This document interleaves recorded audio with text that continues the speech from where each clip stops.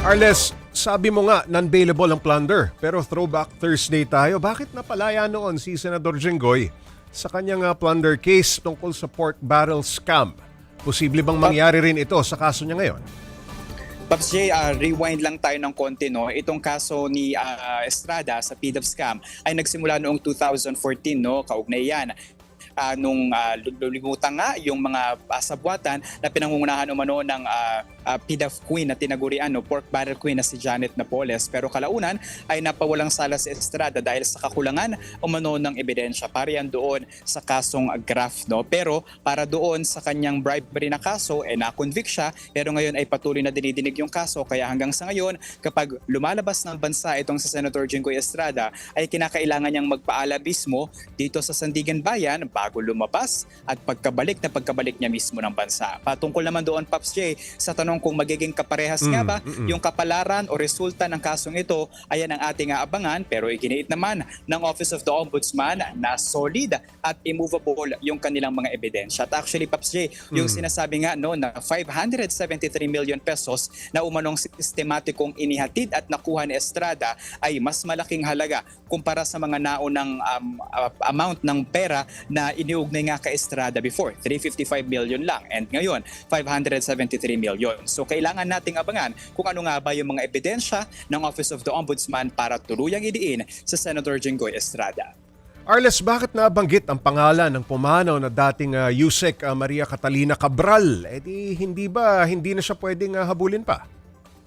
Tama ka dyan, Pops J. No? Actually, inamin naman ng Office of the Ombudsman na dismiss na o wala ng kaso nga itong sinamayapang DPWH Undersecretary Maria Catalina Cabral. Ito kasi si Cabral, Pops J, siya yung nandoon sa planning division ng DPWH at kasama ito at least sa mga previous hearings ni Revilla, no, na dito daw mismo kasi kay Cabral pinadadaan yung mga proyekto ng mga proponent na ipinalilista lamang nito at ikino-coordinate sa iba pang mga division. No? Pero dahil nga pumanaw na itong si Cabral, ayon sa ating revised penal code, ay hindi na siya pwede pang habulin.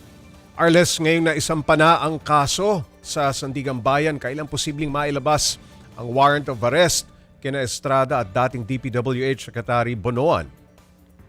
Pops J, so far, no, bago tayo pumunta doon sa warrant, na-raffle na itong kaso ni Senator Jinggoy Estrada, yung kanyang dalawang graft case. No? Yung unang graft case niya, kung saan si Estrada at si Bonoan, ang mga akusado, napunta yan sa second division ng Sandigan Bayan. And then yung isa pang graft case niya, na kung saan kasama niya si Bonoan at yung iba pang mga dating opisyal ng DPWH, ay napunta naman sa 5th division, kaparehas ng kanyang plunder na nasa 5th division din ng Sandigan Bayan. Pops J, kung titignan natin yung record ng Sandigan Bayan sa mga nauna na mga kasong isinampa dito, baka within 24 to 48 hours, no, depende pa rin sa korte syempre kung paano sila tutugon dito, baka malabasan na ng arrest warrant sa Senator Jinggoy Estrada. Malaking tanong kung saan siya mananatili, kung kaparehas nga ba doon sa kulungan ni Senator Bong Revilla na ngayon ay nananatili sa Payatas, Quezon City Jail dormitory para sa mga kalalakihan.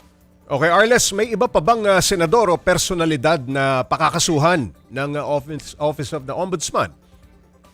Abangan natin yan, Pops J, pero so far ayon sa Office of the Ombudsman at mismo kay Ombudsman Remulla, baka sa susunod na 2 linggo si Senator Joel Villanueva naman ang kanilang kakasuhan. May ilan lamang sila mga impormasyon na sinisigurado at kinukumpleto doon at malapit na nga raw itong mahinog. No? Kabukod dyan, si Senator Rodante Marcoleta ay may mga reklamo din na nakabinbin sa kanya, kaugnay naman sa pagtanggap niya umano ng 75 million pesos nung siya pa ay isang congressman. At kabukod dyan, si Senator Chis Escudero na yung dating 280 million lamang na alegasyon na kanyang nakuha sa mga maanumalyang proyekto ng pamahalaan ay lumobo nga sa higit 500 million. Kaya malaki-laking pera at mahaba-habang diskusyon ito, Pops J, na ating tututukan para nga masigurado na mababantayan ang pondo ng bayan. Pops J.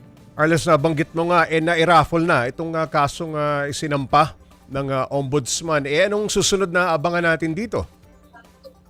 Abangan natin dyan, Pops J, yung ilalabas na resolusyon ng Sandigan Bayan at kung may probable cause nga ba, no, o malakas ba yung ebidensya na isinampa o inihain ng Office of the Ombudsman dito nga sa Sandigan Bayan. Okay, ano ba yung planong kaso kay Senador Villanueva, Arles? Tungkol din ba ito sa flood control anomaly?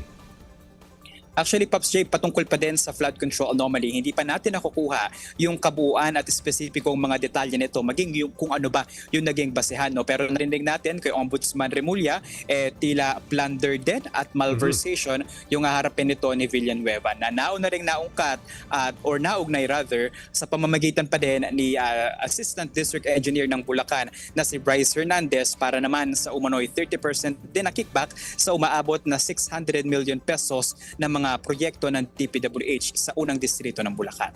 Okay, maraming salamat, Mobile Journal, Arles de los Santos.